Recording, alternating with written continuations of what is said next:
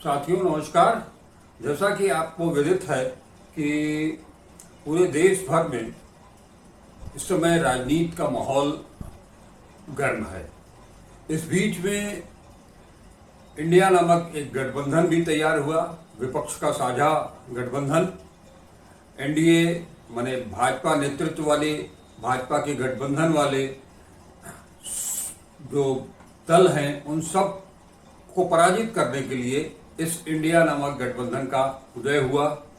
इस इंडिया नामक गठबंधन के सामने आने के साथ ही पूरे देश भर में एक सत्ता पक्ष की ओर से अगर हम कहें कि भूचाल सा आ गया और इस इंडिया नाम को लेकर के पूरे राजनीतिज्ञों के बीच में बहस छिड़ी हुई है कि इंडिया सही है या भारत सही है। केंद्र सरकार ने इस बीच में G20 के मद्देनज़र 9 सितंबर को जो रात्रि भोज राष्ट्रपति द्वारा दिया जाना है उसमें उसके निमंत्रण पत्र तक में इंडिया शब्द को हटा दिया गया। केवल भारत शब्द का इस्तेमाल किया गया है। इसको लेकर के कानूनविदों से लेकर के राजनीतिज्ञों तक के बीच में बहस जारी है। सोशल मीडिया पर लगातार इसके पक्ष और विपक्ष के बीच को लेकर के बयानबाजी का सिलसिला भी लगातार चल रहा है। इस बीच अभी देश के कुछ विभागों, कुछ राज्यों में उपचुनाव हुए जिसमें उत्तर प्रदेश भी था, उत्तराखंड भी था, केरल भी था, पश्चिम बंगाल भी था, त्रिपुरा भी था, झारखंड भी था। इन सभी राज्यों में उपचुनाव हुए और नतीजे को अगर देखें तो लोकसभा चुनाव जो 2024 में होने हैं उसके पहले ही इंडिया गठबंधन को एक बड़ी जीत हासिल हुई है। उनका ये जो जीत की खुराक इंडिया गठबंधन को मिली है ये निश्चित तौर पर उनके लिए एक खुराक का काम करेगी, टॉनिक का काम करेगी। अब आपको बता दें कि जो स्थिति रही है चुनाव परिणामों की, अगर हम यूपी से शुरुआत करें तो जहां तक अभी तक राजनीतिक विश्लेषक ये मान करके चल रहे थे कि इंडिया गठबंधन का जो जोर होगा वो उतना ज़्यादा कामयाब उत्तर प्रदेश में नहीं होगा, लेकिन यूपी के मऊ जिले के घोसी विधानसभा में जो चुनाव हुआ है उस चुनाव में समाजवादी पार्टी जो कि इंडिया गठबंधन का हिस्सा है और उसके प्रत्याशी सुधाकर सिंह को भारी बहुमत, भारी मतों के अंतर से उन्होंने जीत हासिल की है। उन्होंने बीजेपी को के दारा सिंह को हराया है। ये वही दारा सिंह हैं जो 2017 के चुनाव में बीजेपी के साथ थे। 2022 के चुनाव के ठीक पहले उन्होंने बीजेपी को छोड़ा और सपा समाजवादी पार्टी ज्वाइन की, लेकिन कुछ दिनों तक वो समाजवादी पार्टी में रहने के बाद पुनः उन्होंने समाजवादी पार्टी से की प्राथमिक सदस्यता से इस्तीफा दिया। घोसी विधानसभा सीट जिससे वो 2022 में चुनाव जीते थे उससे इस्तीफा दिया और बीजेपी के कैंडिडेट के रूप में घोसी विधानसभा सीट से वो मैदान में उतरे।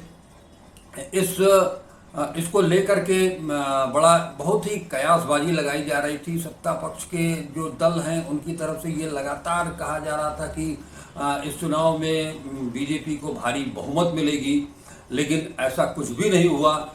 ये यहाँ तक कि केंद्रीय गृह मंत्री ने अमित शाह जी ने जिस तरह से ओम प्रकाश राजभर को अपनी पार्टी में, अपने गठबंधन में फिर से शामिल किया और ये इस उम्मीद के साथ कि जो जाति राजभर जाति वोट बैंक है वो बीजेपी के पास आएगा और उससे न केवल विधानसभा उपचुनाव बल्कि लोकसभा चुनावों में भी इसकी बड़ी कामयाबी मिलेगी इससे, लेकिन वो सब कुछ धराशायी हो गया। और आपको बता दें कि ये जो चुनाव परिणाम कल आए हैं उसमें सुधाकर सिंह 1,24,427 मत हासिल किए।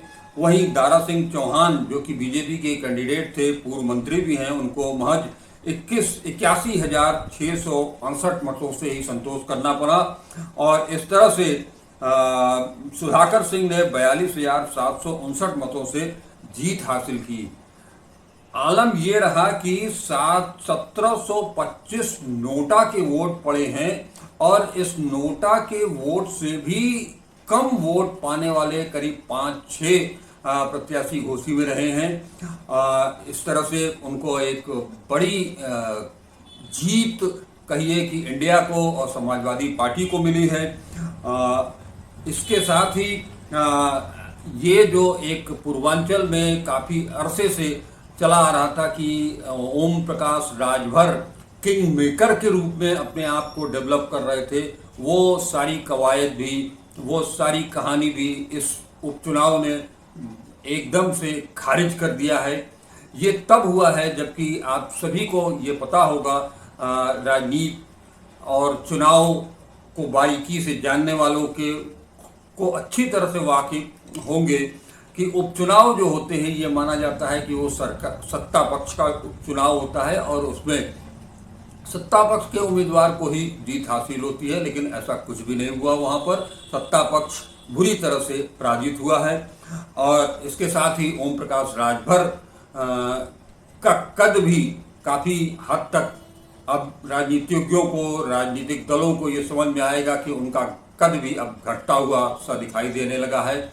यहाँ तक कि जो स्थिति बन रही थी कल चुनाव के पहले तक, वो लगातार चिंघाड़ रहे थे ओम प्रकाश राजभर की ये बीजेपी कैंडिडेट यहाँ से विजयी होगा, लेकिन इस सब पर एक बार फिर से माफिया कहिए, बाहुबली कहिए, पूर्व विधायक मुख्तार अंसारी का जो कुनबा है वो पूरी तरह से इस चुनाव में हावी रहा। उन्होंने यहाँ तक कि कहा जा रहा है कि मुख्तार अंसारी के जो छोटे भाई हैं, जो उनके भाई हैं, उनका लड़का शिबगतुल्ला अंसारी का बेटा मुन्ना अंसारी, उसने जो है वो लगातार घोसी में प्रवास करके मुस्लिम मतों का जो ध्रुवीकरण कराया वो जबरदस्त रहा, देखने लायक। इसके अलावा अब की बार इंडिया गठबंधन ने, समाजवादी पार्टी ने बीएसपी के वोट बैंक यानी कि दलितों के वोट बैंक में भी अच्छी खासी सेंधमारी की है। यही नतीजा रहा कि ये चुनाव समाजवादी पार्टी और इंडिया के पक्ष में गया। इस चुनाव के परिणाम आने के बाद जो एक संजय निषाद जो कि बीजेपी के गठबंधन के शामिल हैं, और उनका कहना है कि ये जो हार हुई है ये प्रत्याशी के चेहरे को लेकर के हार हुई है, और इसमें दारा सिंह चौहान को लोगों ने स्वीकार नहीं किया है। इसके पीछे जो राजनीतिक पृष्ठभूमि बन रही है घोसी से, वहाँ जो देखने को मिला कि लगातार लोग जो है वो राजभर को, जाति विशेष के लोगों ने भी जा कर के ओम प्रकाश राजभर को दल बदलू तक कह दिया और उनको खारिज कर दिया।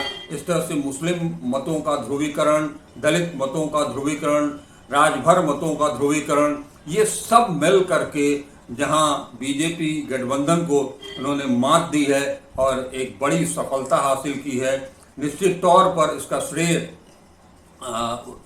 समाजवादी पार्टी के राष्ट्रीय अध्यक्ष अखिलेश यादव को, कांग्रेस के नवनियुक्त प्रदेश अध्यक्ष अजय राय को मिलना चाहिए, और ये जाता भी है। अजय राय ने इस चुनाव के बाद जो कहा है कि ये जंगल राज समाप्त करने की शुरुआत है।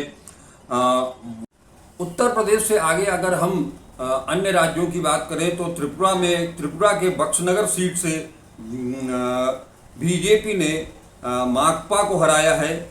वहीं धनपुर में भी बीजेपी ने जीत हासिल की है। झारखंड की डुमरी सीट पर झामुमो को जीत हासिल हुई है, जो कि इंडिया गठबंधन की पार्टी का सदस्य है। पश्चिम बंगाल में तृणमूल कांग्रेस ने धूपगुड़ी सीट से जीत हासिल की है। वहीं उत्तराखंड में बीजेपी ने कुछ सीटें जरूर जीती हैं, जिसमें कि बागेश्वर सीट है जिस पर कि पार्वती दास ने बसंत कुमार को हराया है। तो इस तरह से अगर हम वहीं केरल की अगर हम बात करें, पुथीपल्ली में यूडीएफ जो कि कांग्रेस गठबंधन का हिस्सा है, उसने जीत हासिल की है। माने अगर एक तरह से देखा जाए तो 7 में से 4 सीटों पर इंडिया गठबंधन ने ये जीत हासिल की है। और ये एक शुरुआती दौर में ही जिस तरह का माहौल बना है इंडिया गठबंधन के लिए, ये काफ़ी अच्छे संकेत माने जा रहे हैं। हाँ, राजनीतिक विश्लेषक इस पर लगातार चिंतन शुरू कर दिया है उन लोगों ने, और जो इसे प्रगति मानी जा रही है, इसे एक शुभ लक्षण माना जा रहा है देश के लिए, विपक्ष के लिए। इन सभी चीज़ों, इन सभी तथ्यों को नज़र में रखते हुए अगर हम चर्चा करते हैं तो सबसे बड़ी उत्तर प्रदेश की बात करें तो उत्तर प्रदेश में समाजवादी पार्टी और इंडिया गठबंधन ने वोट परसेंटेज भी काफ़ी अच्छा हासिल किया है।